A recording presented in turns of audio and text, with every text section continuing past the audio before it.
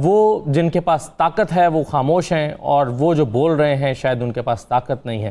غزہ پہ بمباری کل بھی ہوتی رہی، آج بھی ہو رہی ہے۔ بات چیت کی ایک کوشش جو ہوئی تھی مصر میں وہ ناکام ہو گئی، اور مصر میں بات چیت کی کوشش یہ تھی کہ 1 سال کا سیز فائر کر دیا جائے، تو حماس نے تو قبول کر لیا کہ ٹھیک ہے اسرائیل بند کر دے بومنگ، لیکن اسرائیل جو ہے نتن یاہو کیوں بند کریں گے بومنگ 1 سال کے لیے؟ مطلب اس دوران تو وہ فتح تو آلریڈی ڈکلیئر کر چکے ہیں۔ فلسطین میں اسرائیل کی بربریت جاری ہے، اور زیادہ افسوس کی بات یہ ہے کہ انٹرنیشنل کمیونٹی جو ہے وہ اس پر ہاتھ پہ ہاتھ دھرے بیٹھی ہے، خاموش تماشائی بنی بیٹھی ہے۔ وہ جن کے پاس طاقت ہے وہ خاموش ہیں، اور وہ جو بول رہے ہیں شاید ان کے پاس طاقت نہیں ہے۔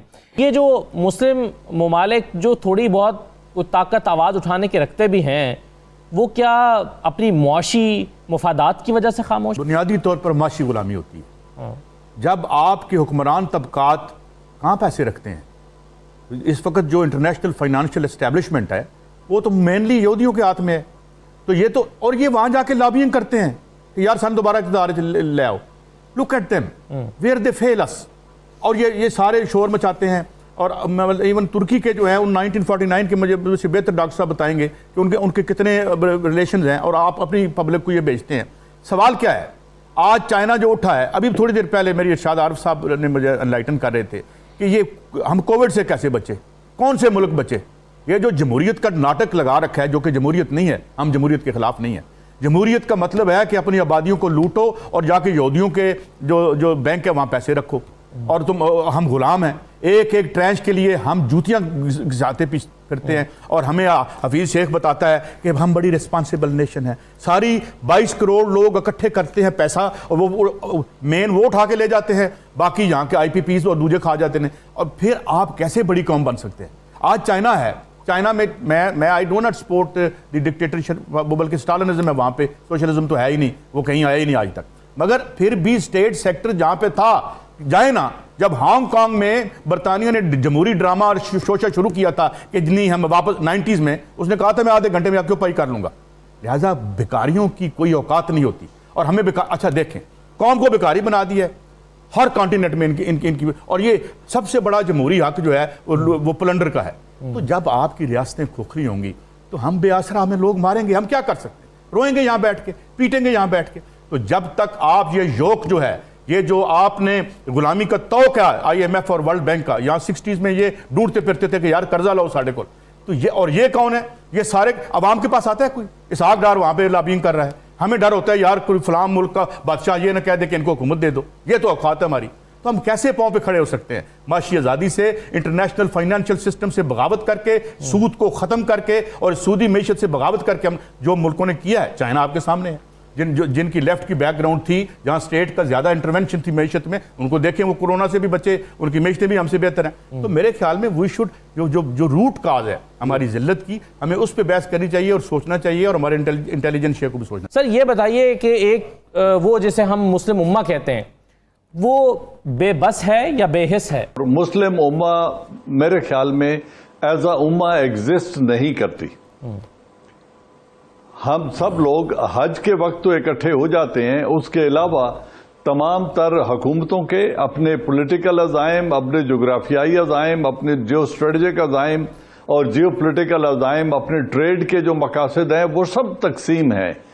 سب اپنے اپنے فیفڈمز کے اندر رہتے ہوئے اپنے اسٹیٹ کا دفاع تو کر رہے ہیں، لیکن بحیثیت امہ ہم لوگ کبھی نہ اکٹھے ہوئے ہیں، اور نہ مجھے اس کے کوئی امکانات نظر آتے ہیں۔ یہ بڑی ایک انفارچونیٹ ریئلٹی ہے، ورنہ ایک چھوٹا سا ملک 70 برس سے 1948 سے آج تک کس طرح ایک بربریت کا نشانہ انہوں نے فلسطینینز کو بنایا ہوا ہے۔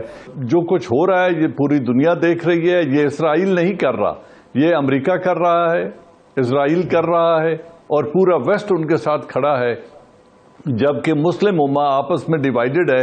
ان 4 ملکوں کی حالت دیکھ لیں جو ان کے ساتھ بارڈر شیئر کرتے ہیں، ان کو ایک ایک کو انہوں نے عبرت کا نشان بنایا ہے۔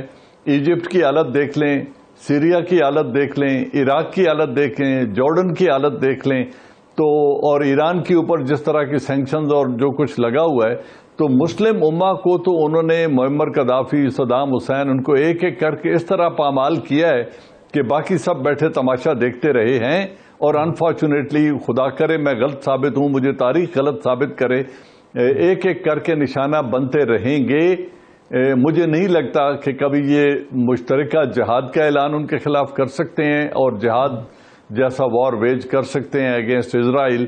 یہ ایک بڑی انفارچونیٹ سچویشن ہے۔ موریلٹی نام کی کوئی چیز انٹرنیشنل پولیٹکس میں یا ریال پولیٹکس میں ہوتی نہیں ہے۔ سو اگر ہم یہ ایکسپیکٹ کرتے ہیں کہ کوئی اخلاقی اقدامات اٹھائیں گے، رہی یونائٹڈ نیشن سیکیورٹی کونسل اور یونائٹڈ نیشن، تو وہ ایک ٹاک شاپ ہے اور ایکسٹینشن ہے امریکن پالیسیز کی، اور وہ 5 ویٹو پارز نے اسے بالکل ایک غیر فعال ادارہ بنا کے رکھ دیا ہے، جہاں سے لوگوں کی کوئی ریلیف، مظلوم اقوام کو کوئی ریلیف نہیں مل سکتا۔ صحیح ہے۔ اچھا شاہ صاحب، یہ طیب اردگان صاحب نے پچھلے 24 گھنٹے میں تقریباً 20 کے قریب سربراہان مملکت سے رابطہ کیا ہے۔ آپ کے خیال میں ترکی تنہا کچھ کر سکتا ہے یا عمران خان صاحب اگر چاہتے ہیں ان کے ساتھ مل کر کوئی راستہ ہے ان کے پاس؟ 2-3 چیزیں ہیں، وہ بالکل راستہ ہوتا ہے۔ جس وقت بھی کوئی صورتحال مشکل ہوتی ہے تو اس میں ایک راستہ موجود ہوتا ہے۔ پرابلم یہ ہے کہ ہم یہ سمجھیں کہ کیا اسرائیل کو ہم نے ایسولیشن میں دیکھنا ہے یا ایک جو پرسپیکٹیو ہے اجتماعی دنیا کا اس میں دیکھنا ہے۔ صحیح۔ اگر تو ہم دیکھیں گے اسرائیل کو ایک چھوٹی سی یہودی ریاست کے طور پر تو ہم غلطی کریں گے۔ اگر ہم مسلمان ممالک کو بھی صرف حکمرانوں کے نقطہ نظر سے دیکھیں تو پھر بھی ہم غلطی کریں گے۔ مسلم امہ جب تھی تو 65 کی جنگ میں آپ چھوٹا ملک ہونے کے باوجود، یعنی دفاعی طور پر اپنے دفاعی صلاحیت کے اعتبار سے آپ کے پاس نہ تو کوئی اسلحہ تھا جدید قسم کا اور نہ آپ کے پاس وسائل تھے، بچ اس لیے گئے تھے کہ انڈونیشیا آپ کے پیچھے کھڑا ہوا تھا، مصر آپ کے پیچھے کھڑا ہوا تھا، ترکی آپ کے پیچھے کھڑا ہوا تھا، سعودی عرب کہیں سے آپ کو اسلحہ مل رہا تھا، کہیں سے آپ کو پیسہ مل رہا تھا، کہیں سے آپ کو ڈاکٹر آ رہے تھے، کہیں سے آپ کو ادویات مل رہی تھیں، اور آپ نے ایک بڑی قوت کا 5 گنا بڑی قوت کا اس وقت مقابلہ کیا ہے۔ اس وقت بھی ہم کوئی ایٹمی طاقت نہیں تھے کہ انڈیا کا ہم نے مقابلہ کر لیا ہم نے، صرف اس لیے کہ مسلمان اکٹھے ہو گئے تھے۔ لیکن اس کے نتیجے میں ہوا کیا کہ ہمارے جو دشمن ہیں، ہم پہلے تو یہ سمجھیں کہ ہمارا کوئی یہودی اور کوئی عیسائی ہمارا دوست نہیں ہو سکتا۔ مسلمانوں کو یہ جب تک آپ مسلمان ہیں آپ کو مسلمان ہونے کی سزا دی جائے گی، اور پاکستان کو نیوکلیر ہونے کی سزا بھی دی جائے گی کسی نہ کسی صورت میں۔ اس 65 کے بعد آپ دیکھیں کیا ہوا ہے۔ آپ الجزائر سے شروع ہو جائیں، احمد بن بیلا کے ساتھ کیا ہوا، انڈونیشیا میں احمد سکارنو کے ساتھ کیا ہوا، گنتے جائیں۔ اس کے بعد سعودی عرب کے جن ملکوں نے آپ کا ساتھ دیا تھا، جن ملکوں نے یہ ثابت کیا تھا کہ مسلمان ایک دوسرے کے بھائی ہیں، ایک دوسرے کا دکھ درد بانٹ سکتے ہیں، ایک ایک ملک میں بغاوت ہوئی، ایک ایک ملک میں وہ لیڈرشپ جو سمجھتی تھی اس چیز کو، جو ہم اکٹھے ہو کے کچھ کر سکتے ہیں۔ معمر قذافی ہیں، یہ تو بعد کی بات ہے، میں تو 65 کی جنگ کی بات کروں۔ ہاں، ان کے ساتھ اس وقت کیا ہوا؟